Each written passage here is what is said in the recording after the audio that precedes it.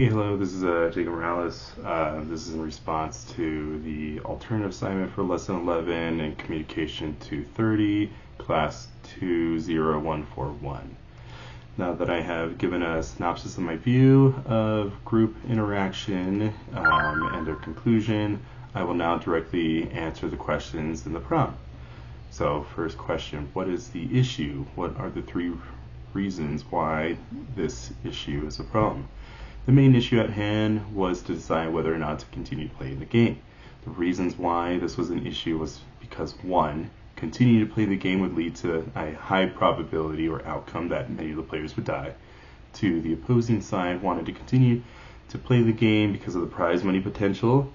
And 3. Their outside lives were just as bad as being in the game. So then, next question, what is the best solution?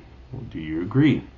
The best solution to this problem would be to stop playing the game. They all eventually got to that through their voting consensus, and I would argue that their lives are more valuable than the prize money. What are the three reasons why this solution is the best option? As we see further in the series, you can make the argument that survival is the ultimate win. No amount of money is worth your life. Second, the counter-argument of how the illusion of a better future and being able to win it and the chances and odds of that is more or less a trap. Many want to play the game because of their hope of winning and taking home all the prize money, but there's no guarantee you'll win. And if you don't win, the losing side is death. 3. Also, another counter-argument of how life outside is harsh and the same as being in the game doesn't mean that there can't be change. Even though most of the players are in debt and have bad habits or have just had bad fate that led them to desperation, it doesn't mean that there isn't hope. This group of contestants made it this far, so they have some sort of determination, and that could lead them to better things. Next question. What are the two strongest arguments against the position, and how would I refute those arguments? The biggest argument that can be made is that this is the only shot at a truly life-changing amount of money. For most of the contestants that we follow, life outside isn't just hard, it's nearly hopeless. Debt collectors are hounding you, family loss looms overhead, and homelessness is just a moment away if not already a reality.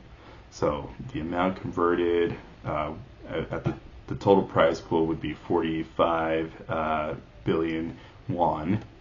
So that converts to about 30 million USD, so that amount is worth considering.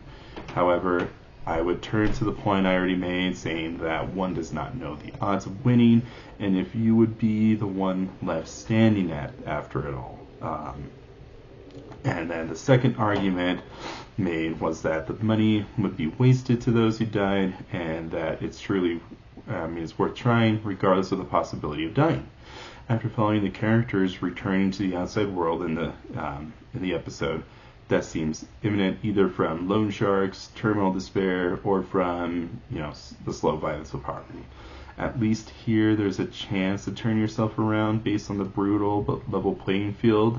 I would counter this though by pointing to my main point that you never know the odds, and at the same time help them see that even though they may feel hopeless, these contestants have made it this far, so they have some kind of determination or resilience that could lead them to better things. Next question. What are 3 questions that you would ask about the other position to make their side appear weaker?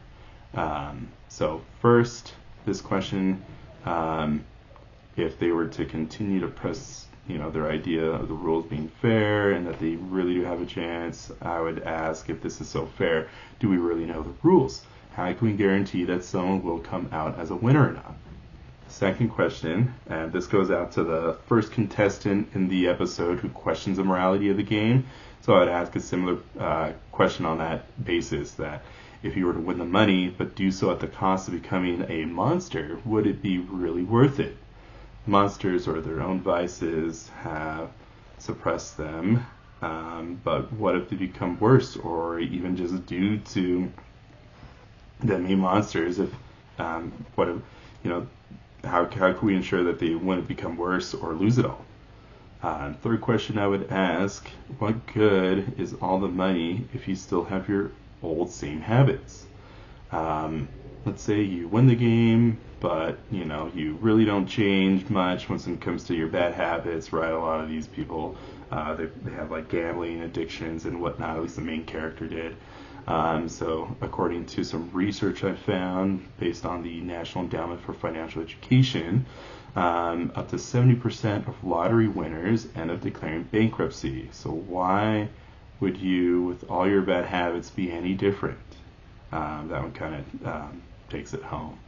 So I appreciate the opportunity to have this video on this alternative assignment. Thank you.